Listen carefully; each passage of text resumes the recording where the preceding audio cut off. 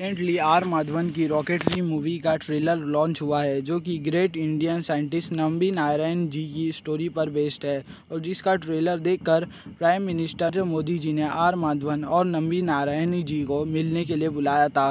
पर क्यों, ऐसा क्या है इस मूवी में? तो चलो आज उन्हीं की स्टोरी के बारे में बात करते हैं। इसरो के टॉप साइंटिस्ट नंबी नारायणन बचपन में काफ़ी अच्छे स्टूडेंट थे। उन्हें यूएस के प्रेसिडेंट यूनिवर्सिटी में रॉकेट प्रपल्शन सिस्टम के लिए स्टडी करने के लिए स्कॉलरशिप मिली थी और साथ ही उन्हें नासा को ज्वाइन करने के लिए ऑफ़र भी मिली थी।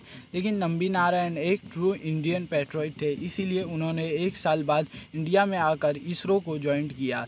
इसरो में उन्होंने इंडिया के leading space scientist Vikram Sarabhai, Satish Dhawan और डॉक्टर एपीजे अब्दुल कलाम के साथ काम किया था। जब वो इसरो में काम कर रहे थे तब स्पेस ऑर्गेनाइजेशन बहुत यंग था और रॉकेट सिस्टम भी उनका डेवलप करने का कोई प्लान नहीं था, बल्कि यूएस और फ्रांस से रॉकेट खरीदने वाले थे। लेकिन बाद में उनका प्लान चेंज हुआ और mister Narayan Indian rocket develop करने के लिए लीड करने लगे। एज ए साइंटिस्ट उन्होंने बहुत हार्डवर्क किया, लेकिन फिर नवंबर 1994 में उनकी लाइफ में एक झटके में ही पूरी तरह बदल गई, जहां कुछ कॉन्फ्रेंसेस की वजह से उन्हें पुलिस ऑफिसर्स ने अरेस्ट कर लिया। तो हुआ ये था, मिस्टर नारायणन को 1 महीने पहले केरला पुलिस ने मालदीव के एक महिला मरियम रशीदा को वीज़ा एक्सपायर होने के चार्जेस लगाकर अरेस्ट किया था और उसके कुछ हफ्तों बाद ही उसके फ्रेंड फौजिया हसीन को भी अरेस्ट कर लिया पुलिस के तहरीर। लोकस न्यूज़पेपर ने ये रिपोर्ट किया कि मालदीव की वो महिला नंबी नारायण जी की मदद से इंडिया के रॉकेट सीक्रेट पाकिस्तान को भेज रही है। लेकिन ये सारे एलिगेशन बेसलेस थे, यानी कि इस पर कोई प्रूफ नहीं था। नंबी नारायण जी को कोर्ट के जुडिशियल कस्टडी में रखा गया था और कुछ ही महीनों में मीडिया में नंबी नारायण जी की सारी डिग्निटी और रेपुटेशन की धज्जियां उड़ा दी थी और बहुत सारे इल्ज़ाम लगाकर उन्हें देशद्रोही घोषित किया गया। पुलिस ने मिस्टर नारायण जी को बहुत मारा और स्टे 30 आवर्स के लिए उन्हें खड़े रहकर सवालों के जवाब देने के लिए कहा था। इतना ही नहीं, उनसे लाइव डिटेक्टर टेस्ट भी करवाए गए थे, जबकि वो इंडियन फोर्स में एज एक्सपर्ट भी नहीं होते। इतने ग्रेट साइंटिस्ट को उन्होंने हाई सिक्योरिटी प्रिजन में डाल दिया था। मिस्टर नारायण ने पुलिस को ये भी कहा था कि rocket secrets as a paper पे लिखकर ट्रांसफ़र नहीं किए जाते, जो कि सच था। जो कि जिस टेक्नोलॉजी को डेवलप करते, क्रायोजेनिक टेक्नोलॉजी, वो इस समय इंडिया में एग्जिस्ट ही नहीं करती थी। फिर कैसे वो टेक्नोलॉजी ट्रांसफ़र कर सकते हैं?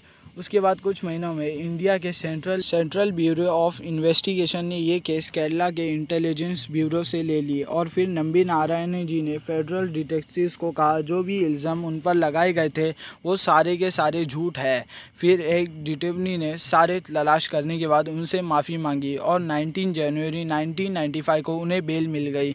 1996 में सीबीआई डिटेक्टिव ने यह डिक्लेयर कर दिया कि स्पेस एजेंसी से कोई भी कॉन्फिडेंशियल डॉक्यूमेंट चोरी होने का कोई भी एविडेंस नहीं है। साथ ही इसरो में क्रायोजेनिक इंजन्स के सारे पेपर ड्राइंग कोई भी मिसिंग नहीं है, जिससे नंबी नारायण निर्दोष साबित हो गए। मिस्टर नारायण फिर से इसरो को ज्वाइन हो गए और अपने प्रोजेक्ट पर जी जान लगाकर काम करने लगे। सीबीआई डिटेक्टिव्स ने ये क्लोज केस करके भी लोकल गवर्नमेंट ने उसे फिर से रीओपन करने की कोशिश की और सुप्रीम कोर्ट तक भी लेके गए। लेकिन फिर नंबी नारायण जी ने केरला गवर्नमेंट पर ही केस फाइल करके 1998 में अपने झूठे इल्ज़ाम का केस हमेशा के लिए बंद करवाया, जिसके चलते उन्हें 5 मिलियन रुपीज़ भी दिए गए थे। रिसेंटली अगस्त 2020 में केरला गवर्नमेंट ने उनके साथ किए गए अनलीगल अरेस्ट और अरेस्टमेंट के लिए नंबी नारायण जी को एडिशनल 13 मिलियन रुपीज़ भी पे किए। उस पूरे प्लेट में नंबी नारायण जी और बाकी कुछ लोगों को फंसाने का क्या मोटिव था, वो आज तक सबके लिए एक मिस्ट्री बना हुआ है। इतने सारे साल नंबी नारायण जी के करियर का ही लॉस नहीं, बल्कि पूरे इंडिया का लॉस हुआ है। इंडियन स्पेस साइंस में उनके एक्स्ट्रा ऑर्डिनरी अचीवमेंट और सेक्रीफाइस के चलते 2019 में मिस्टर नारायणी जी को पद्म भूषण पुरस्कार से सम्मानित किया गया है। ये सब जब आप मूवी में देखोगे तो आपके भी आंखों में आंसू आ जाएंगे। तो अब अगर आपको पॉसिबल हुआ तो रॉकेटरी मूवी ज़रूर देखना, या फिर ट्रेलर ही देख लो जो कि ऑलरेडी लॉन्च हो चुका है। आप लोगों को ट्रेलर कैसा लगा कमेंट में ज़रूर बताना।